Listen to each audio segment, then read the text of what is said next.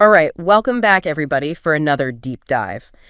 This time, we're going behind the scenes at restaurants. We've got this really cool blog post from Menuviel, all about those checklists that restaurants use, for opening and closing. I mean, whether you're a total foodie or just kind of curious about how restaurants work, get ready, because we're about to uncover the systems that make your dining experience so good. Yeah, it's funny because when you think about these checklists, it's not just remembering to turn the ovens on or whatever. Yeah. They really are the foundation for the whole restaurant, like how safe the food is, how efficient things are, even how the staff are trained and how happy the customers are. It's all connected.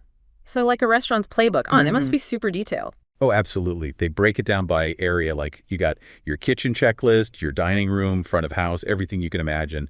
It's kind of like, how pilots have those pre-flight checks? Well, this is like that, but for, deliciousness. Just like a pilot wouldn't take off without checking everything, restaurants need these checklists to make sure things run smoothly and safely. So no winging it in the restaurant world. Makes sense when you're dealing with food and all those hungry people. Exactly. Consistency is key when you're in the restaurant business. These checklists help keep those standards high, prevent those really important tasks from falling through the cracks. And they're a great way to train new staff, too. You can say they're the unsung heroes, making sure your favorite spot is just as good every time you go. Wow, I never really thought about all that going on behind the scenes. It's kind of cool to peek behind the curtain like this. So let's dive into the opening checklist, the stuff that has to happen before the doors open. What are some of those non-negotiables? Well, first things first, gotta make sure everything is clean and safe. I'm talking like super thorough inspections of every workstation, making sure everything's sanitized, especially those food prep areas. Gotta be extra careful there. Hand washing stations fully stocked, you know the drill. Any potential hazards, gotta address those right away. It's not just about following the rules, it's about protecting people. Customers, staff, and of course the restaurant's reputation. It all matters. So those sparkling clean bathrooms and tables, they're not just for show. It's all part of that carefully executed checklist. Makes you appreciate it more, huh? Absolutely. And beyond the cleanliness, we got to make sure all the equipment is working right. Ovens, fridges, dishwashers, even those, what are they called? POS systems, the ones that process orders and payments. Oh, yeah, the POS systems. I've always wondered, what exactly are those? They're basically those computer systems you see at the cashier where the servers are. They handle like everything from taking orders and printing receipts to managing inventory and keeping track of sales. Super important for efficiency and the money side of things. And obviously, got to make sure those are working perfectly. That's on the opening checklist for sure. Right. Because if those things go down during a rush, chaos. Mm-hmm. Okay, so we've got a spotless kitchen. All systems are go. What's next on our checklist adventure? Now it's time for, the heart of it all, food prep and inventory management. Got to start with meticulous inventory checks, make sure those deliveries are fresh and high quality. Then it's all about prepping those ingredients for the day's menu. Mountains of chopped veggies, perfectly marinated proteins, all that. It's like a perfectly choreographed dance of prepping, chopping, organizing. But I bet there's a method to this madness, right? Yeah. Oh, absolutely. One of the key principles here is FIFO, first in, first out.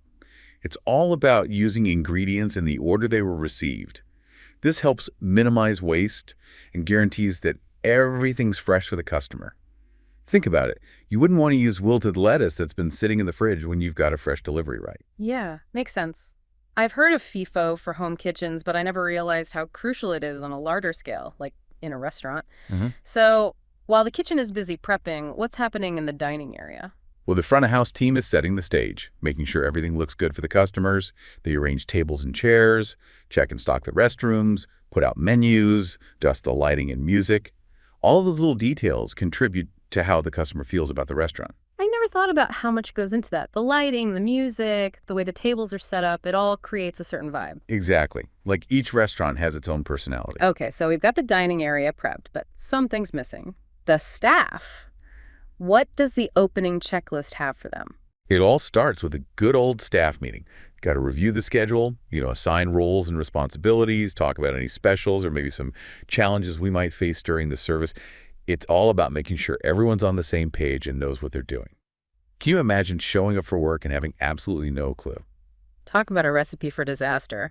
So the opening checklist covers everything from food safety and equipment checks to prepping the staff and setting the mood. It's amazing how much goes into creating a good dining experience. It's definitely a complex operation, but those checklists help make sure it's consistent, efficient, and ultimately that the customers are happy. But, while everyone's getting ready to open, the work isn't over when the last customer leaves. You're right. There's a whole nother set of procedures for closing down the restaurant, right? Let's dive into those closing duties when we come back for part 2 of our deep dive. All right, welcome back to our restaurant checklist deep dive. So we've uncovered all the secrets of the opening routine, all those things that have to happen before those doors even open.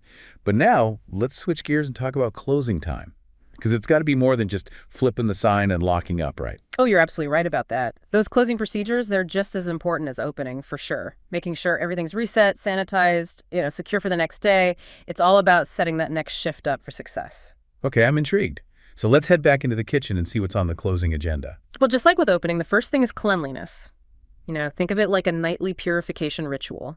Every surface, every appliance, every single utensil has got to be spotless and sanitized, ready for the next day. So we're talking like deep cleans, right? Countertops, cutting boards, ovens, grills, the whole 9 yards. You got it. Those surfaces, they've worked hard all day. They deserve a good scrub down. And it's not just about how it looks either. Proper cleaning and sanitization are super important for preventing, cross-contamination and all that. Got to keep those food safety standards high. Yeah, you don't want any lingering flavors or even worse, bacteria hanging around from the day before. Okay, so once the kitchen is sparkling, what happens next? Then it's time to power down the equipment. But we're not just flipping switches here. It's about properly shutting down ovens, grills, fryers, all those appliances to save energy and prevent any problems overnight. I never thought about that. It's like giving those appliances a well-deserved rest.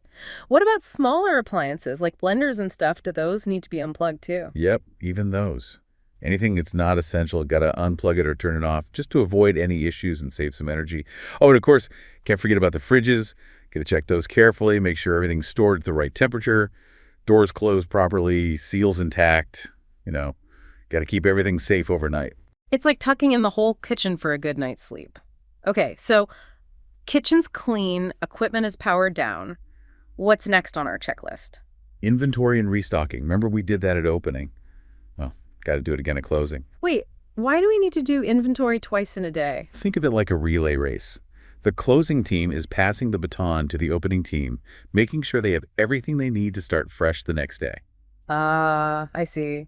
No one wants to start their day scrambling for ingredients or realizing they're out of something crucial. Exactly. So the closing team checks all those essential ingredients, restocks the stations, and organizes everything, FIFO style. FIFO again. It really is a key part of running a restaurant. So while the kitchen is doing its closing thing, what's happening in the dining room and front of house areas? Pretty much the same thing. Lots of cleaning and resetting.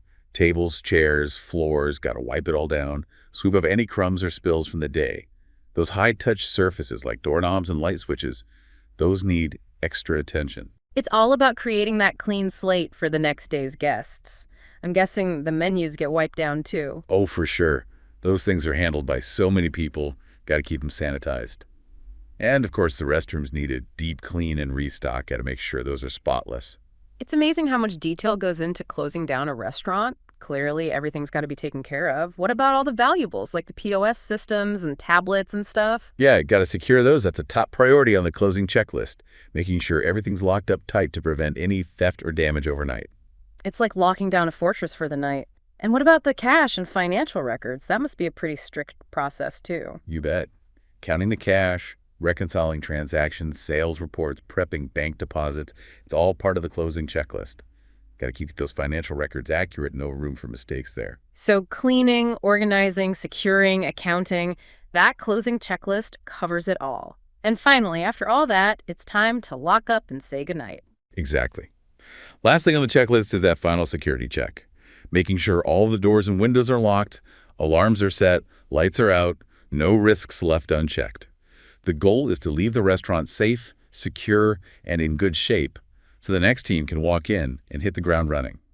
Wow, who knew there was so much involved in closing a restaurant? It really is a team effort, with everyone playing a crucial role in making sure things run smoothly. Couldn't have said it better myself. Those opening and closing checklists, they're like the invisible backbone of the restaurant, guiding every step and keeping everything consistent. It really makes you appreciate all that hard work that goes into creating those effortless dining experiences, huh? But even with the best systems in place, there's always that human element. It's true. You can't forget about the people. Yeah. So when we come back for part 3, we'll dive into the importance of staff training and talk about those common mistakes that can still happen, even with the best of intentions. All right, welcome back for the final part of our deep dive on restaurant checklists. We've covered the opening shift, the closing shift, all those systems that keep things ticking. But now let's talk about the people, the ones actually using those checklists. Because even the best checklist is only as good as the person using it, right? Exactly. That human element, it's crucial.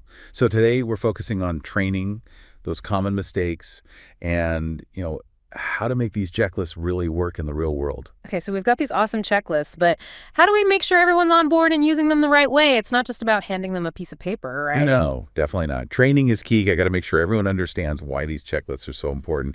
It starts with consistency. Every single item on that list, no matter how small, it's got to be done the same way every time. So it's about creating that culture of accountability, making sure everyone knows that what they do matters. Yep, exactly. And that's where documentation comes in. Whether it's a printed copy or on a tablet, everyone needs to be able to easily access the checklist and know exactly what's expected of them. Speaking of tablets, I've seen more restaurants using those for checklists. Is that becoming the standard? Digital checklists definitely have their advantages. They're easy to update. You can customize them for different roles or tasks. Some even have real-time tracking and notifications to keep everyone on track. It's like having a virtual manager overseeing everything. But even with the checklist right there, how do we make sure the staff actually knows how to use it? Hands-on training, that's the key. It's one thing to read it, but you got to put those procedures into practice. So shadowing experienced team members, role-playing, getting in there and learning by doing. Exactly. New hires should watch those seasoned pros in action, see how those checklists work in real life. Then they get to practice themselves, maybe during a slower period or with a supervisor guiding them. It's like restaurant boot camp. You could say that. And of course, got to provide feedback and support along the way. Regular check-ins, constructive criticism, and praising those who do a great job following procedures, all that helps create a culture of excellence. So it's about making those checklists part of the restaurant's DNA, huh? But let's be real, even with the best training, mistakes can happen. We're all human. Yeah, true. No system's perfect. So let's talk about some common mistakes to avoid. One of the biggest ones is skipping steps in the checklist. It might be tempting to rush when you're short on time, but even a small misstep can have a domino effect. Like that saying, a chain is only as strong as its weakest link. Skipping a step, that's creating a weak link in the whole operation. Exactly. Another common mistake is not giving enough time for cleaning, especially at closing. Rushing through it might save a few minutes, but it can really hurt those hygiene standards. As a customer, I can tell when a restaurant takes cleaning seriously or when they just try to rush through it. Oh, absolutely. And then there's restocking. Got to do it right. If you don't replenish those ingredients and supplies, it throws the next shift completely off. Can you imagine running out of coffee during the morning rush or not having any clean menus? Right. Small oversights can have a big impact both on the customer and the restaurant's reputation. It all comes back to that attention to detail, following those checklists carefully. Exactly. It's about teamwork and accountability, everyone understanding their role and taking ownership of their tasks. It's amazing to see how those behind-the-scenes checklists really affect everything in the restaurant. It makes you appreciate all the hard work that goes into those dining experiences we all love. Couldn't agree more. Those restaurant teams, they're the real MVPs. Well, folks, there you have it, our deep dive into the world of restaurant checklists. We hope you learned something new and gained a new appreciation for all that meticulous work that goes into those smooth dining experiences. So next time you're at your favorite restaurant, take a moment to think about all those invisible systems and that hard-working team, the ones making it all happen. And remember, behind every delicious meal is a well-executed checklist. Until next time, keep exploring and keep diving deep.